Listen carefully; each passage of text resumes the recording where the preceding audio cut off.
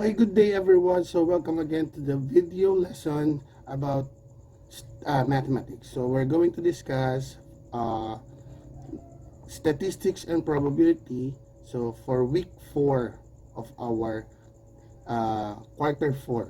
So for our topic, that will give you solving problems involving measures of positions. So last lesson we discussed about how to solve measures of positions in and group data. So today we're going to discuss about solving measures of position in group data.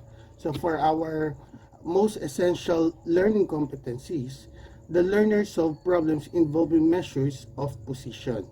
So that will be the code of our learning competencies. So for our objectives for today, so after going through the lesson, you are expected, number 1, to compute the specified measures of position, use percentile rank in relating individual scores to their position in the entire group, and letter C, that will give you solve problems involving measures of positions. Okay? So before we begin our lesson, so let's have first a game. So what is our game? Our game is Who Wants to Be a Millionaire? So this game is we can play all together by using the slide lizard. So playing with the slide lizard has many benefits. You can add or live quizzes and let your participants vote via smartphone and see the results. So you can download slide lizards for free here. So we have our URL, and then if you have any questions or you don't know how to use slide lizard, so here is a link that you can watch for the tutorial. So what is the rules of the game? Who wants to be a millionaire? Do you want to be a millionaire? So our game will consist of questions, but for today we're going to have 5 questions. So Who Wants to Be a Millionaire is a quiz competition where contestants have to correctly answer a series of multiple choice in order to advance to the next level or questions. So there are 5 questions in total, and each question worth of specific amount of points. So hindi tayo mag-aano ng pera ha. Points ang ahin natin. So, and the contestants also get 3 lifelines to assist them if they get stuck on particular questions. So, the lifeline will be used sa live live lizard. So, wala tayo nun. Contestants accumulate points with each correct answer, but if they answer incorrectly, they stand to lose a large point to win. Below is the summary of questions and the value structure.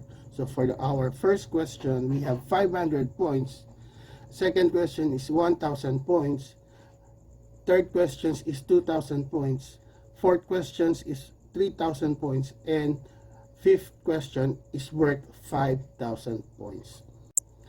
If the contestants get the question wrong, they leave with nothing, and the number of questions are the only points he or she will have, and the student got the highest score wins. So that will be our rule. So are you ready to play Who Wants to Be a Millionaire?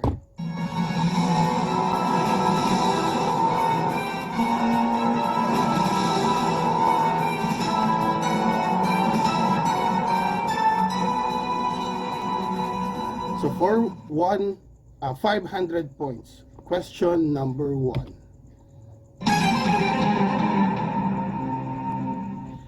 In a color wheel, what color is between yellow and blue? Letter A, pink. Letter B, green. Letter C, purple. Or letter D, orange. Ready? answer? Correct answer is green. So if you get the answer, you have 500 points. Congratulations. So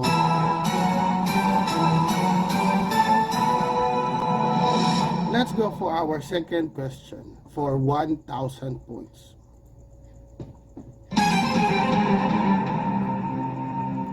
Question: where did Dr. Jose Rizal executed by the Spaniards firing squad?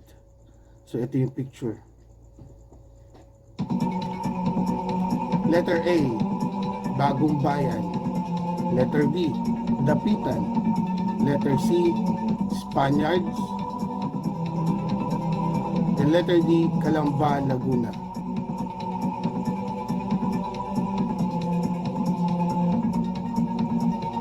Answer: Bagong Bayan, or we also known as the Luneta. So for our third question,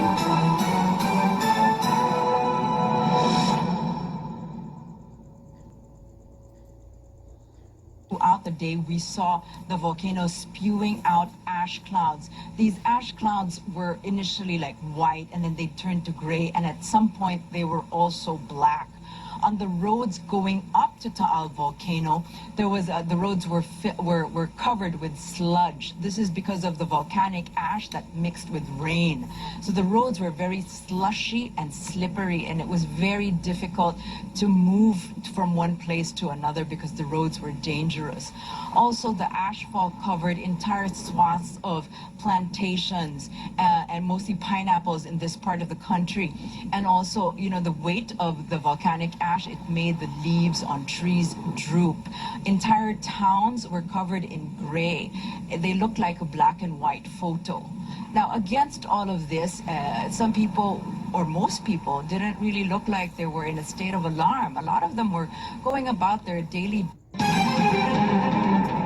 so in the video, when did the Taal volcano last eruption that affect lives of many Batangueños? Letter A, January 19, 2020. Letter B, January 15, 2020. Letter C, January 17, 2020.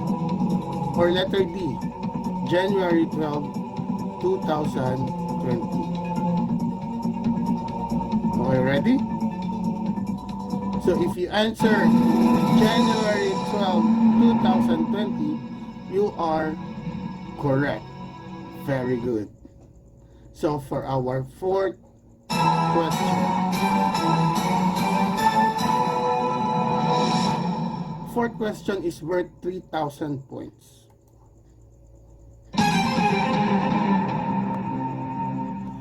Who is the first president of the Republic of the Philippines? Letter A, Andres Bonifacio. Letter B, Ferdinand Marcos. Letter C, Ramon Magsaysay. Or letter D, Emilio Aguinaldo. Ready?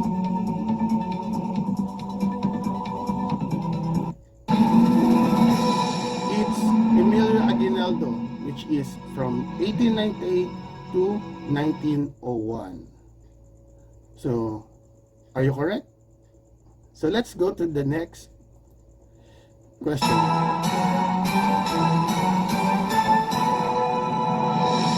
For our fifth question, it's 5,000 points. So this is everybody's ball game.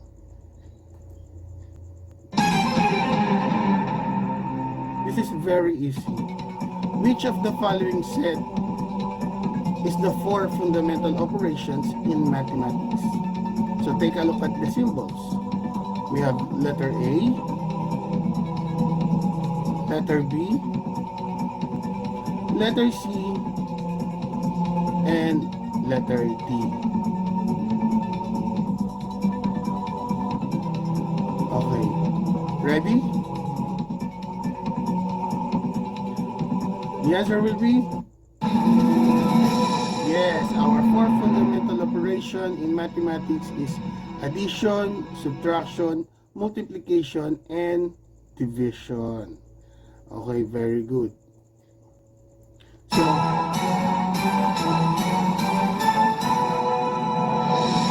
So congratulations to everyone that won 5,000 points.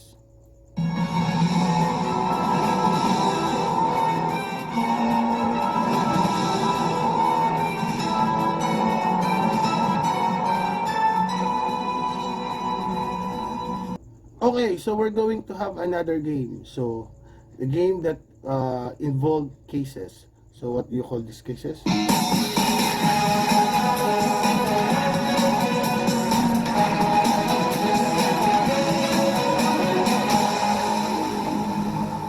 Maybe you are familiar with this game. So, in this case, we're going to use math as our medium in this game.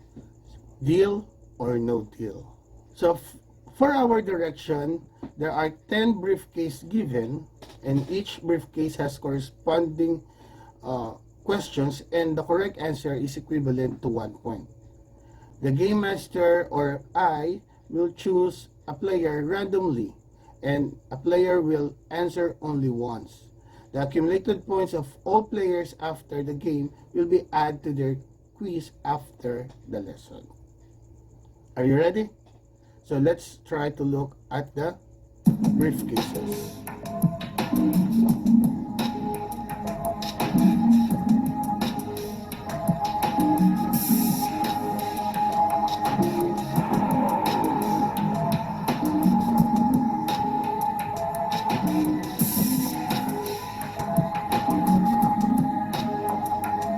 So we have these 10 briefcases.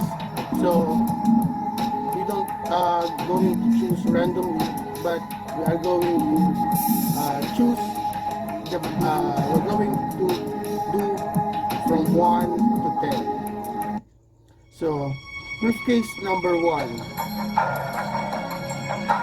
This game is only true or false. So you have only 2 choices, and each after I read the question, you have 10 seconds to answer, and then I will reveal the answer. Question number 1. Measures of position shows where a certain data point or value falls in sample or array of distribution. Can state whether a value is about an average, whether it is unusual high or low compared to the data as a whole. True or false? 10 seconds.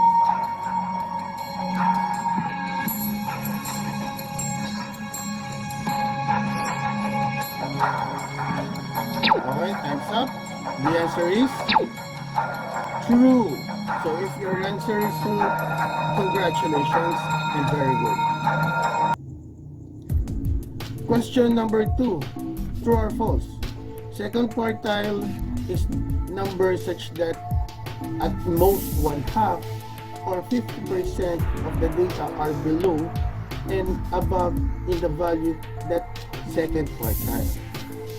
Or we can say that second quartile is also known as median.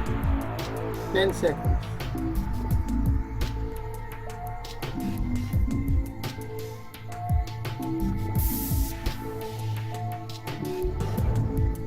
The answer is true. Very good. Next, third question.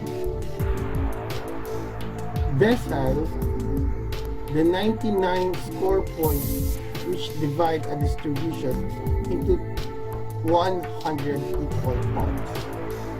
10 seconds.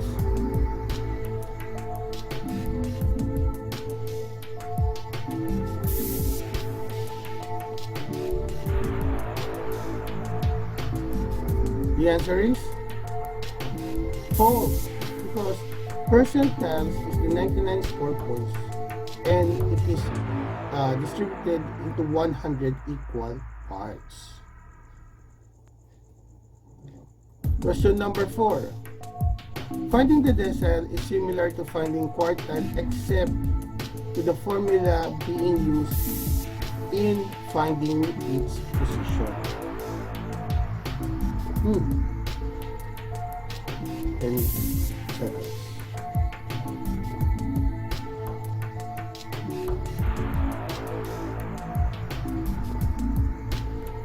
Answer, true. Yes. Mostly the decile and quartile has the same formula except in finding the position of the quartile and the second quartile. So later on, you're going to know what do I mean about that. Question number 5. 30% of the distribution has a value less than or equal to the third quartile. True or false?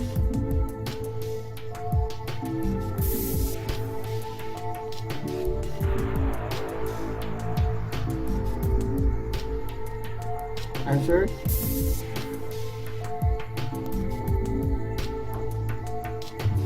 False. Because 30% of distribution is called D3 or the decile tree.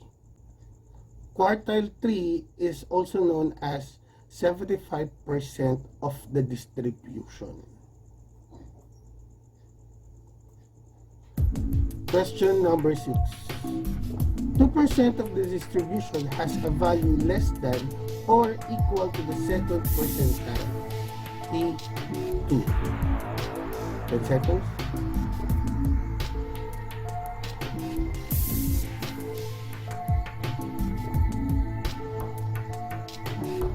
Answer? Correct or true. 2% is also known as P2.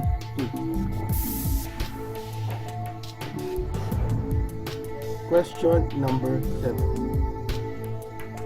The connection between deciles and percentiles is that the first decile, D1, is the 10th percentile. The second decile is the 20th percentile. The third decile is the 30th percentile, and so on. 10 seconds.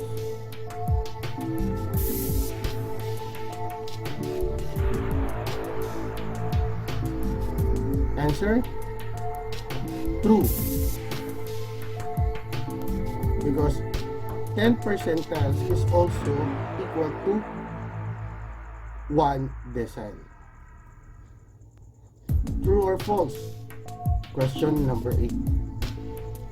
Since median has its equivalent in the measures position, namely in quartile, in decile, and in percentiles, then measures of position can also be interpreted in the same way median is interpreted.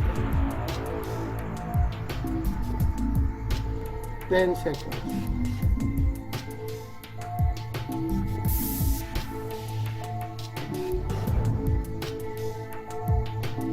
Answer? True. Because median is also equivalent to the position of quartile, decile, and percentile. For quartile, we have Q2 or the second quartile. In decile, we have the 5th decile. And in percentile, we have the 50th percentile. Where median is equal to the half of the distribution, number of distribution. Question number 9. The percentile position is also the percentage of the values in the distribution less than or equal that particular percentile. 10 seconds.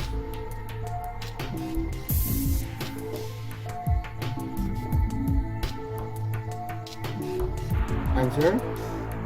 True, because we have to less the remaining percentile of the number, the position of the percentile. Example, we have 90th percentile. So the 10th percentile is less than or above the distribution position. So for our last question, decay or decile number is equal to L plus the quantity of Kn over 10 minus less than cumulative frequency before over the frequency in the decile position times I. What formula? Is this the formula to be used in deciles of a group data? Answer? True. So, this formula is, we're going to use this formula later.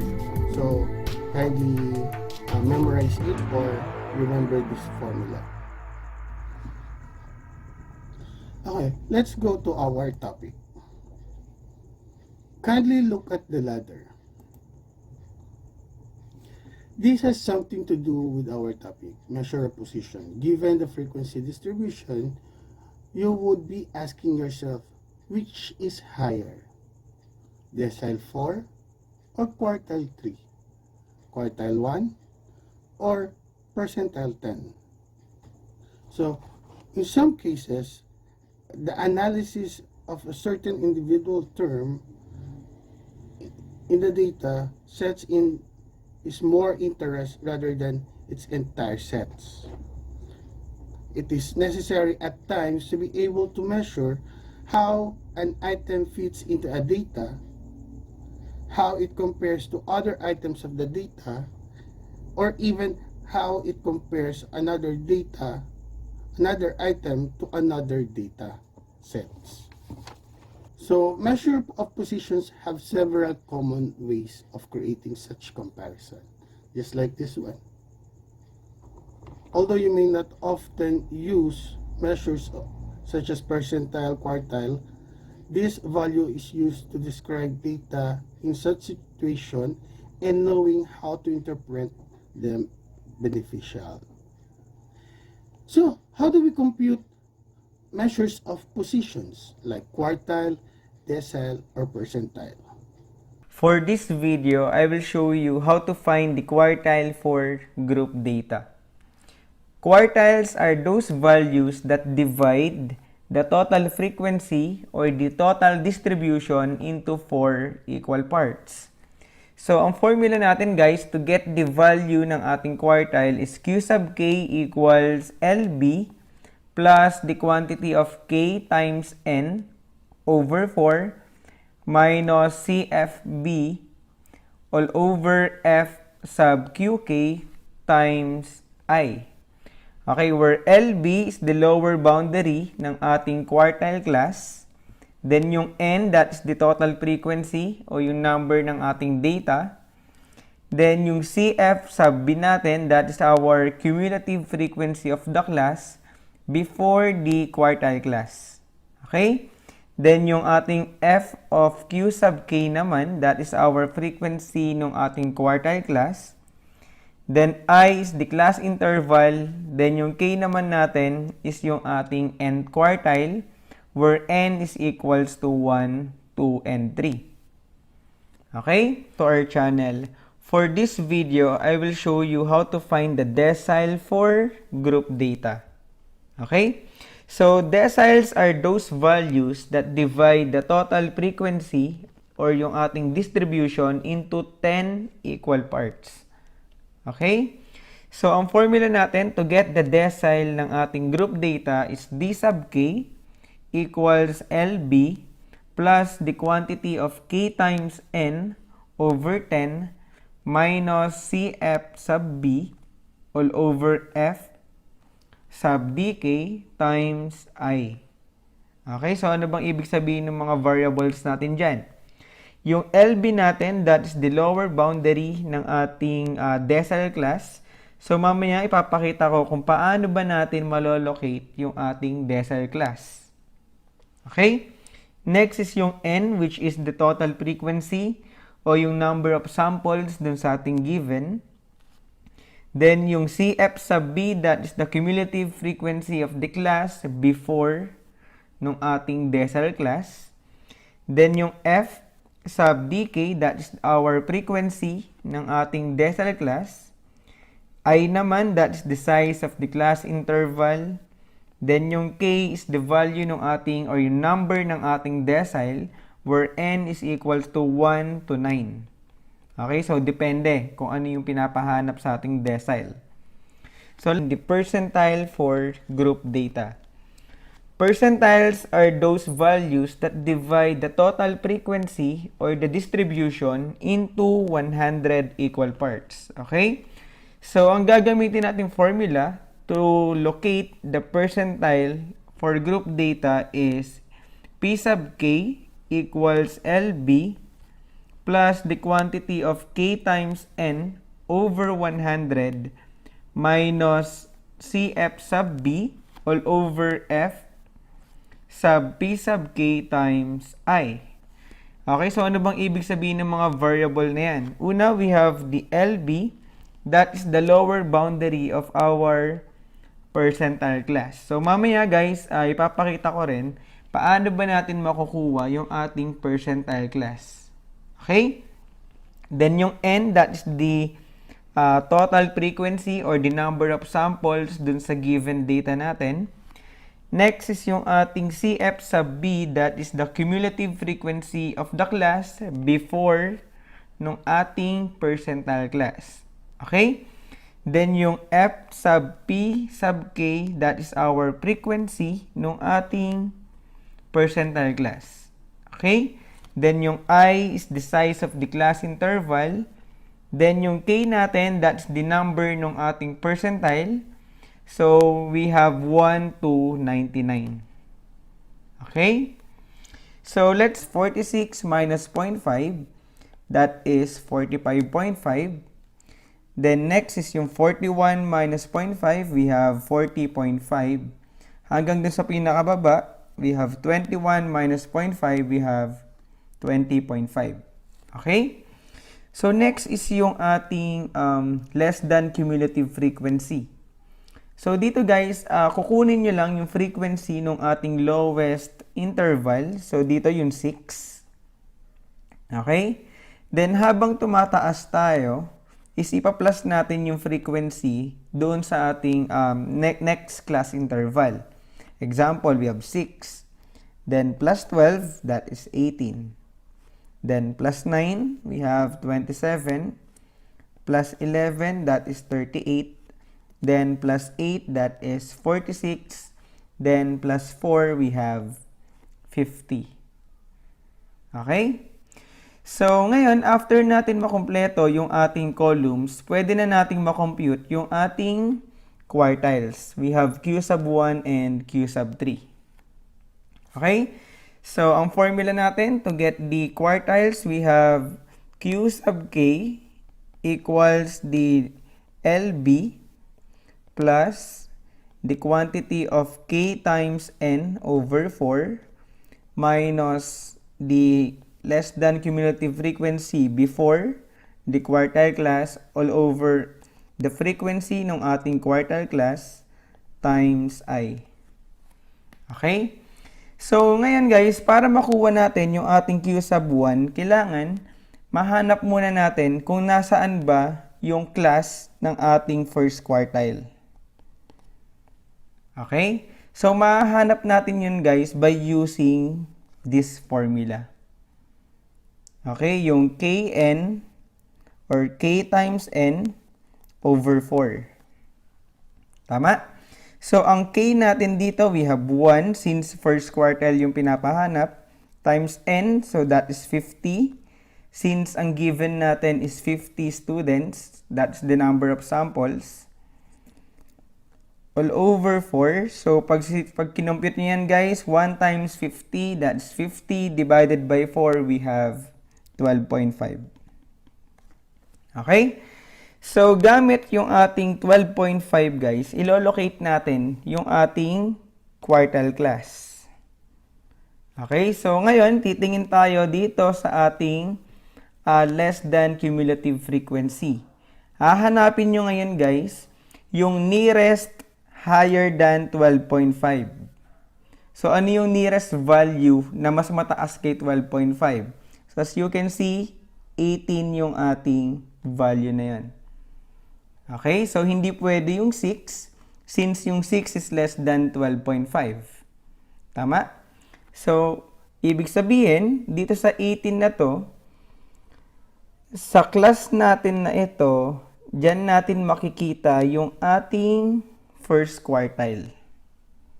Okay? So, ibig sabihin, dyan natin kukunin yung mga values na gagamitin natin sa ating formula. Okay? So, unahin na natin yung lower boundary. So, ang lower boundary natin dito, we have 25.5 followed by nung ating CFB. So, ibig sabihin nung B dito guys, that is before nung ating quartile class. Okay, so ano raw yung less than cumulative frequency bago yung ating quartile class. So, kung ito yung ating Q sub 1 class, okay, so bago tayo mag-18, yung 6 yung ating less than cumulative frequency. Ibig sabihin, ang gagamitin natin dito sa formula is 6. Okay? Next is yung frequency ng ating quartile class. Ano raw yung F? Dito ang F natin is yung 12. Tama? Then last is yung ating I. So, yung ating interval o yung ating size ng class interval makukuha dito sa ating class interval. So, bibilangin nyo lang yan. Ano ba yung I natin dyan? So, kung mapansin nyo, ang ating lower class interval is 46. So, bibilangin nyo lang yan. 46, 47, 48, 49, 50. So, meron tayong 5. Tama? So, ibig sabihin, ang I natin dito is equals to 5. Kahit bilangin nyo yun sa baba, we have 21, 22, 23, 24, 25. So, ang I natin is equals to 5. Okay? So, after natin makumpleto to guys, pwede na natin gamitin yung ating formula to get the first quartile. Okay? So, apply natin. We have Q sub 1 is equals to lower boundary, that is 25.5 plus the quantity of Kn over 4. Na-compute na natin yan. Ito yan guys, yung ating 12.5. Tama? So, dyan natin nalaman yung ating quartile class. Minus the less than cumulative frequency below, that is 6. Over yung ating frequency, we have 12 times I, which is 5. Okay? So, pag magko-compute kayo dito guys, uunahin natin yung nasa parenthesis. Okay, so solve natin. 12.5 minus 6, that is 6.5. Then, di-divide natin sa 12. 6.5 divided by 12. Then, yung sagot dyan, ito times natin kay 5. Okay? So, after yung ma-divide by 12 times 5, so, ang lalabas dyan, we have 2.71. Okay? So, ngayon, pag pinag-plus natin ngayon yan, 25.5 plus 2.71, that is 28.21. Ito na ngayon yung ating first quartile. Nakuha guys? So, pwede na nating i-interpret ngayon yan. Since ang quartile is 25% per group, so kung first quartile to, ibig sabihin, 25% of the data falls below 28.21. Okay?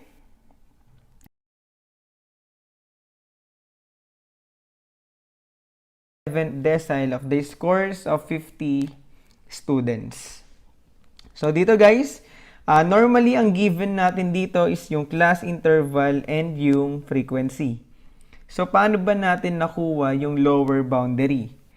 So nag-minus lang tayo guys ng 0.5 doon sa ating lower class interval. Example,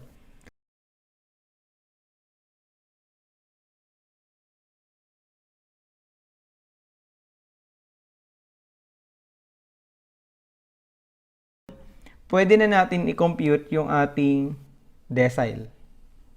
So, again, ang formula natin to get the decile is d sub k equals LB plus the quantity of k times n over 10 minus CF sub b over f sub d sub k times I. Okay? So, dito guys, bago natin magamit yung ating formula, kailangan makita muna natin yung ating third decile class. Okay? So, since third decile yung pinapahanap, kailangan malocate natin saan ba siya nakaposisyon dun sa ating table. Okay? So, gagamitin natin ngayon yung formula natin dito, yung k times n over 10 para malocate yung ating third decile class. Okay? So, ang k natin, since third decile ang pinapahanap, that is 3 times n. So, we have 50. Ito yung given natin kanina. Ito, yung 50 students, the number of samples, over 10. So, pag kinompute yan, 3 times 50, that is 150 divided by 10. So, that is 15. Okay? So, gagamitin nyo ngayon guys, yung location ng ating third decile class dito sa ating less than CF.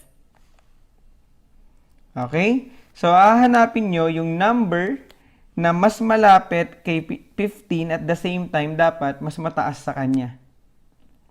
Okay? So, ang pinakamalapit kay 15 is yung 18. Tama? Then since 18 is greater than 15, so, ito na ngayon yung ating magiging third decile class. Nakuha guys? So again, ang pipiliin nyo is yung nearest higher than 15. So ang nearest sa kanya is 18. Then at the same time, mas mataas sa kanya. So yan na yung ating third decile class. Nakuha guys? So ngayon, pwede na nating ma-identify yung mga gagamitin natin dun sa ating formula. So una, yung ating lower boundary. So, nasa may decile class yan, that is 25.5. Followed by yung ating cumulative frequency before nung ating decile class. So, bago tayo mag-18 guys, meron muna tayong 6. So, ito yung gagamitin natin doon sa ating formula. Okay, so tandaan na, kaya siya may B dyan, ibig sabihin before, bago yung ating third decile class. Okay? Next is yung ating frequency doon sa ating decile class. So, ang frequency natin dyan is 12. Then, last is yung ating size ng class interval.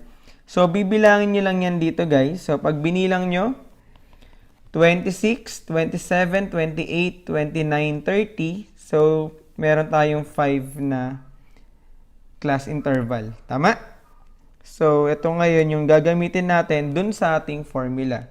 So, pwede na nating i-substitute yan, guys. So, to solve for third decile, that is equals to lower boundary, we have 25.5 plus the quantity of kn over 10. So, na-solve na natin yan, guys, kanina. Ito yung 15. Okay, ito yung ginamit natin para malocate yung ating decile class. Tama? Then, minus yung ating CF sub B, that is 6, over yung ating frequency, which is 12, times I, so that is 5. Okay? So, para ma-compute yan, guys, simplify muna natin nasa parentheses. So, 15 minus 6, that is 9, then divided by 12, so, we have 0.75, then times 5. So, that is 3.75.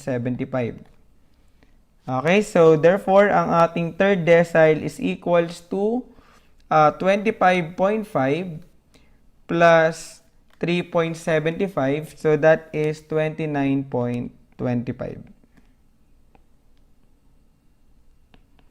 Calculate the P sub 35 and P sub 70 of the scores of 50 students.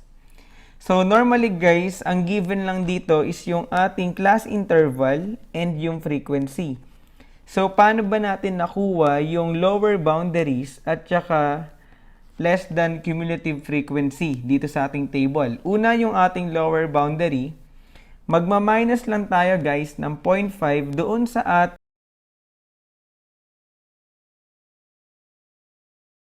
So, ngayon, after natin makomplete yung ating table, pwede na nating i-compute yung ating P sub 35.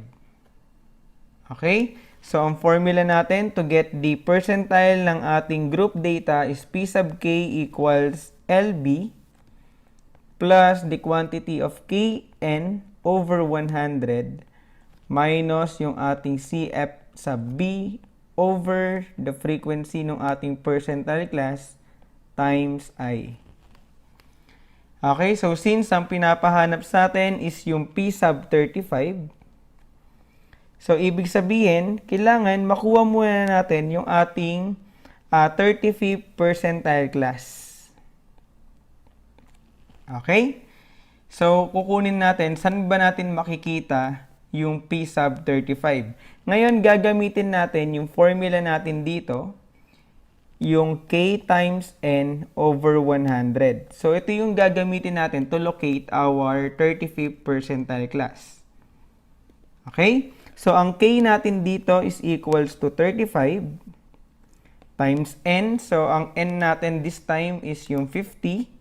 So, saan ba natin nakuha yung 50? That's given dito sa ating problem, 50 students over 100.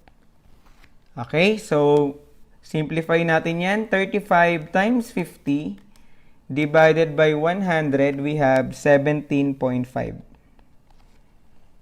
Okay, so ngayon guys, gagamitin natin itong 17.5 to locate our 35th percentile class. So titingin tayo ngayon dito sa ating less than cumulative frequency. So hahanapin nyo ngayon guys, yung nearest kay 17.5, then at the same time, dapat mas mataas sa kanya.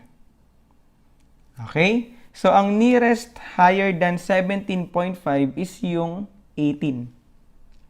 Tama? Siya yung pinakamalapit. And then at the same time, mas mataas si 18 kay 17.5. So, therefore, yung ating P sub 35 is makikita kay 26 to 30. So, ang tawag sa row na to, ito yung ating P sub 35 class. Okay? So, after natin na ma-identify yung ating class, pwede na nating identify yung mga parts natin na gagamitin natin dito sa ating formula. Una, yung ating lower boundary. That's the lower boundary ng ating percentile class. So, that is 25.5. Tama? Followed by yung ating cumulative frequency before nung ating quartile class. Kung ito yung ating less than CF nung ating percentile class, so ang before niya is yung 6. Okay? So, ang gagamitin natin dito sa ating formula is yung 6. Next is yung ating frequency nung ating percentile class. Yun yung F. So, that is equals to 12. Nakuha, guys? Then, last is yung ating size ng ating class interval. So, pag binilang nyo yan, yung 26 to 30, so 26, 27, 28, 29, 30. So, ang size ng ating class interval is 5. Okay? So, pare-parehas naman yan, guys. Lahat yan is equals to 5. Okay, so yan yung ating size ng class interval. So after natin ma-identify yan guys, pwede na natin ngayon ma-solve yung ating P sub 35. Okay, so substitute natin yung mga given dun sa ating formula. So lower boundary, that is 25.5 plus the quantity of k times n over 100. So, na-compute na natin to guys, yung k times n over 100. Ito siya, yung ating 17.5. Tama?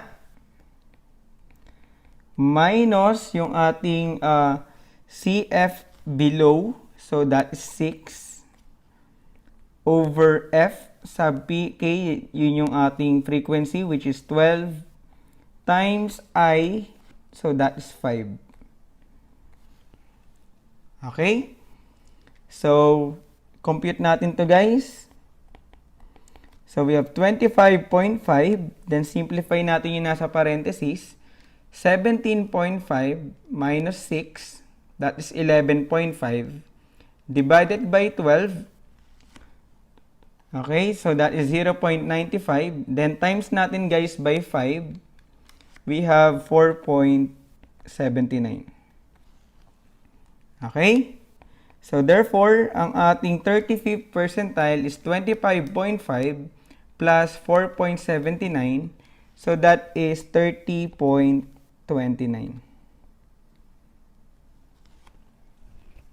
Okay. So, nakuha ba? So, next. So for our learning task number 1, answer the following question through Kahoot. So, synchronous, answer the following question through Kahoot, or the link and the game code is in the Google Classroom, or I will send it to your GCs. So, here is our Kahoot code. So, join it in www.kahoot.it or with Kahoot apps.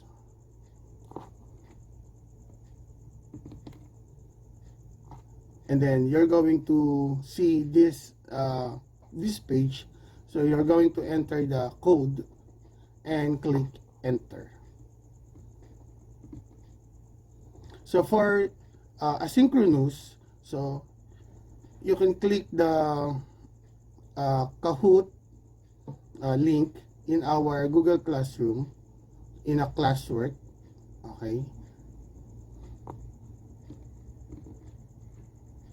So for learning task number 2, grade 10 students' grade for the third grading period are shown in the frequency distribution below.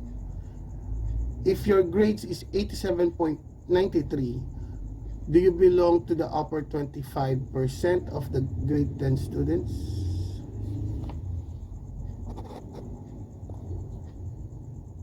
And show your solution. So that will be an asynchronous activity.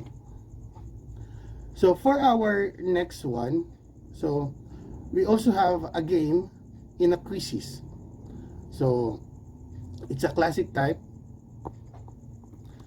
It is also assigned into your classroom. After that, you're going to enter a join code. So you have to go to quizzes.com/join, or in our classwork, so we have the link. So for our assimilation, you have to complete the table below and answer the following. Mrs. Donna O. Cristobal gave a short quiz about economics through measures of position to her learners. This is a frequency distribution based on the scores of grade 10 makakalikasan. So you're going to find decile 6, percentile 20, percentile 40, decile 7, percentile 80, quartile 1, quartile 2, decile 9, and quartile 3. So for number 2 questions, which among the measures of position in number 1 take the lowest value and the highest value? After knowing the highest and the lowest value, you're going to arrange the decile 6, decile 20, decile 40, decile 7, percentile 80, quartile 1, quartile 2, quartile 3, and decile 9 in ascending order. For printed module, the learners will be given a printed worksheet or a link to answer the following. So, in case you have no internet connection, we are going to give you a worksheet for you to be able to answer these questions. And for our reflection, or you're going to write in your journal notebook, reflect and answer questions. How do you apply the measures of position in your daily life? I understand that and I realize that. So that is the statement that you're going to continue.